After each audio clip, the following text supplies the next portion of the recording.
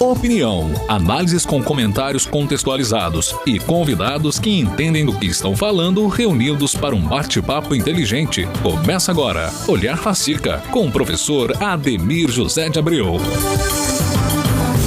Boa tarde, amigos da Rádio Montanhês FM 97,1.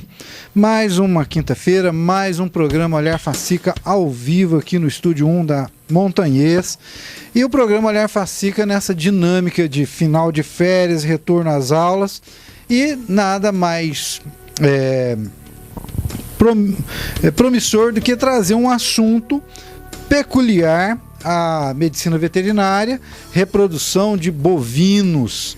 E para isso, de novo, duas pessoas competentes, capacitadas, formadas, para ajudar a gente a desenrolar um pouquinho o que às vezes a gente ouve alguns termos na televisão, né? Quem acompanha aí alguns canais rurais, etc. Ouve lá reprodução in vitro, criogeníase, reprodução sexuada, não sexuada, vai sair alguma coisa importante para você se orientar e como, obviamente, fazer o manejo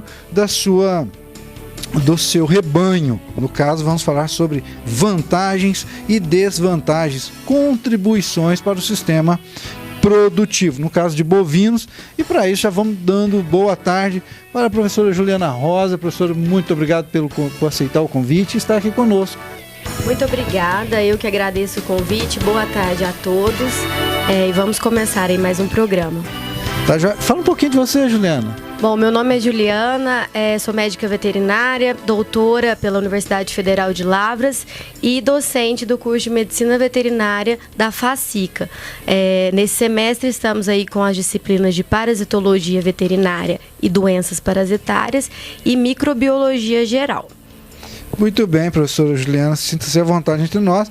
E agora também aqui ao meu lado esquerdo, para quem vai nos acompanhar no vídeo, no YouTube, professora Thaís Presser. Boa tarde, obrigado por ter vindo. Boa tarde, agradeço muito o convite, é sempre bom estar podendo falar aqui um pouquinho, né, do que a gente já trabalhou.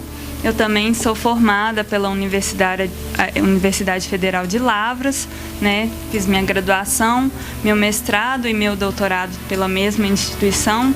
No doutorado, tive uma oportunidade maior de trabalhar com biotecnologias da reprodução, na qual eu fiz uma parceria com a Embrapa de Brasília e fiquei lá por 2 anos e meio trabalhando mais na parte de FIV, de bovinos. Então, vim aqui trazer um pouquinho para vocês sobre o que é essas biotecnologias da reprodução hoje.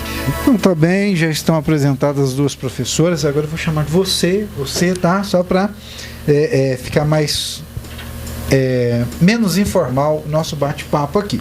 Então você que está ouvindo, trabalha com reprodução bovina, tem alguém que conhece, vai lá, liga, manda um zap, fala que na Montanhês está ao vivo com duas doutoras, professoras do curso de Medicina Veterinária da Facica, e elas vão estar explicando um pouquinho.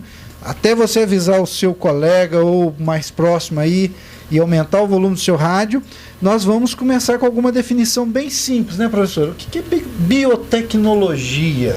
Bom, quando nós falamos em biotecnologia, nós falamos em utilizar processos, né, ou meios para melhorar essa reprodução, né, dos bovinos, auxiliar.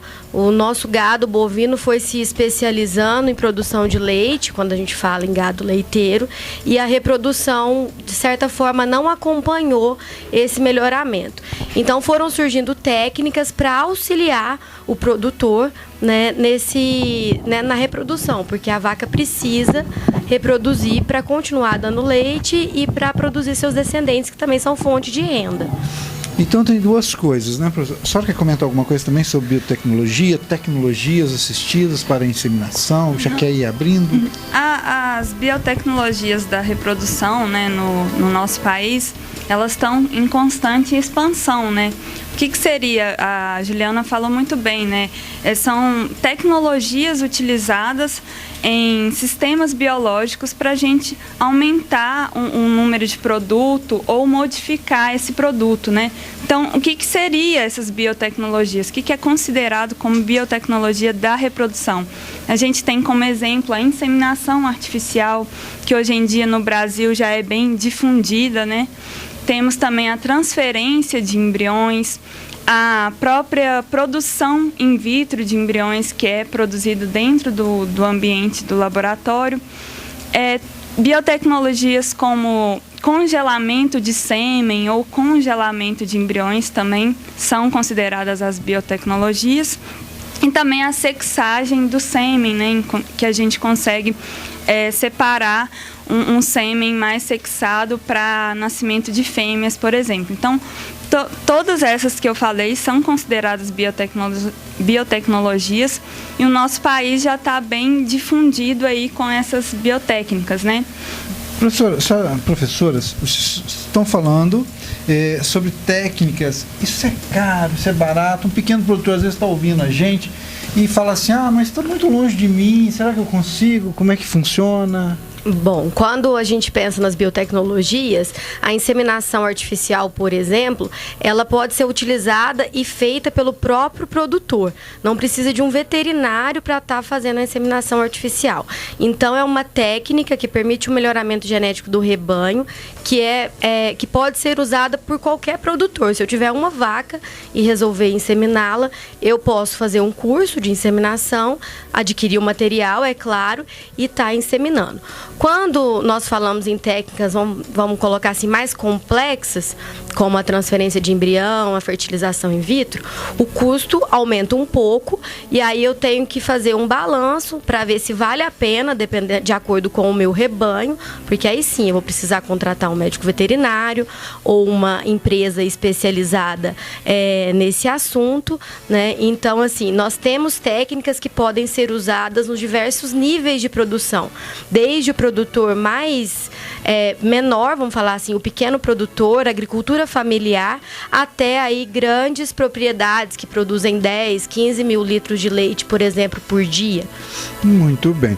Professora Thaís, existe algum conjunto de critérios para selecionar uma vaca ou um boi, para que aí, estão falando de inseminação, vamos explorar um pouquinho. Existe um ponto, um critério que seja analisado, para que também não se perca tempo ou recurso, né? Sim. Hoje em dia a gente tem rebanho, né, fazenda com criação mais de gado de corte e rebanho também voltado mais para a questão do leite. No caso do rebanho leiteiro, teoricamente é mais fácil da gente escolher uma doadora de gameta feminino, por exemplo. A doadora é a vaca que eu quero produzir muitas filhas dessa mesma vaca por ela ter um alto padrão genético. Então, no caso do rebanho leiteiro, uma vaca com alta produção de leite já seria considerado pelo produtor uma boa doadora, né? Para a gente ter essa doadora, eu quero reproduzir ela, é necessário fazer um controle da sanidade desse animal, né? A aplicação de vacinas. A vaca, ela tem que ter uma nutrição adequada, então é necessário um score corporal, né? A gente faz uma avaliação de score corporal para essa vaca estar apta a adentrar no meu programa de reprodução. No caso do rebanho leiteiro, as vacas têm que estar com um score de 3 a 4. Já no rebanho de corte, é um score mais alto, em torno de 6. Né? Então, a vaca ela precisa ter uma nutrição adequada, uma sanidade adequada e estar, que a gente fala, ciclando. Né? Ela precisa estar com a rotina de ciclo estral adequada para a gente estar podendo reproduzir essa vaca. Então, isso é o programa de seleção de uma doadora. Como que eu selecionaria minha doadora que no caso é uma vaca de alto poder genético para eu estar reproduzindo. E tem a seleção também, né? Existe a seleção das receptoras, que são vacas que não precisam ter esse alto padrão genético, mas precisa ter uma nutrição adequada, um score adequado também para manter uma gestação adiante, mas não são, as minhas vacas receptoras não precisam ter esse alto padrão genético que a gente fala, somente a minha doadora. Muito bem, subentendido, nós estamos falando de otimização de rebanho, né? Em algum momento, uma curiosidade minha, chega a ser clonagem? Não. Ou é só seleção mesmo? Não, isso que nós estamos falando não é clonagem, mas a clonagem em bovinos, ela já é feita, inclusive comercialmente, por algumas empresas brasileiras e também do exterior. Muito bem. Nós estamos falando de seleção, de inseminação, seleção vamos dizer assim, da matriarca, né, do rebanho, e as hospedeiras depois para fazer essa gestação. Professor Juliano, professor Thaís, assim, tem algum indicativo que, vamos supor, oriente o pequeno, médio, grande produtor, que ao usar dessas técnicas, ele aumenta em 20%, 30% a sua capacidade produtiva? Ou, porque às vezes eu fico na dúvida, será que vale a pena, se não vale? Não vou gastar muito, mas vou gastar alguma coisa. Sim, eu vou falar em termos de produto, né? Para um produtor falar assim, eu preciso utilizar alguma biotecnologia para aumentar a minha produção. Se eu utilizar uma biotecnologia, eu vou aumentar tanto a minha produção que vai ser rentável para o produtor. Isso ele tem que colocar mesmo no papel para ver se é rentável. Mas eu vou dar um exemplo. No caso das biotecnologias que nós comentamos aqui, a inseminação artificial, por exemplo, que já é bem disseminada, ela te dá cerca de 1 bezerro por ano, né? A minha vaca que eu quero reproduzir, essa vaca de alto padrão genético, eu vou estar inseminando essa vaca e ela vai ficar gestante aí por 9 meses, eu vou conseguir o produto de 1 bezerro por ano. Isso seria a minha rentabilidade em termos de produto. Comparando a inseminação artificial com a técnica de transferência de embrião, por exemplo, eu já tenho cerca de 1 bezerro por mês da minha vaca doadora. Isso porque ela tem que dar um intervalo de um mês, porque eu faço aplicação hormonal nessa vaca para ela ocorrer uma super ovulação, né, dessa vaca e eu poder fazer o protocolo de inseminação, e ela precisa necessariamente de 1 mês para se recuperar desse protocolo. Então, enquanto a inseminação 1 bezerro por ano, a transferência de embrião me dá 1 bezerro por mês.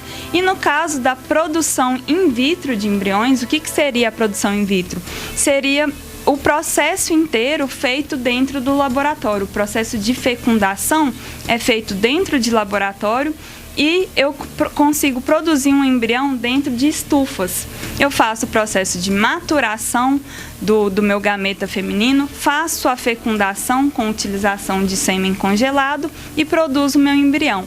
Essa biotecnologia, a PIV, né, a produção de embriões in vitro, me dá cerca de 1 bezerro por semana. Então, quando chegou a produção in vitro de embriões, o nosso rebanho, né, o nosso melhoramento genético aumentou demais, porque a PIV ela consegue encurtar cerca de 10 anos de geração. Então, o que eu quero, né, a minha reprodução de animais com alto valor genético, na PIV eu consigo melhorar demais. Mas o problema da PIV é que eu necessito de um laboratório para estar fazendo todo esse manejo, né? Então, eu posso contratar uma empresa específica para está fazendo a PIV, a produção dos meus embriões, e aí o produtor teria que ver se é rentável para ele estar associado a uma empresa fazendo esse processo. A decisão do produtor pode ser conversada com o veterinário pode analisar a situação da fazenda e ver o que seria mais rentável para esse produtor. Só complementando, além da questão do produto, que seria o bezerro, nós precisamos destacar a questão do melhoramento genético do rebanho quando eu uso uma biotecnologia. Quando eu uso da inseminação artificial, como eu já comentei, o produtor pode fazer sozinho na sua propriedade. Nós temos as chances de usar os melhores touros que existem no mundo.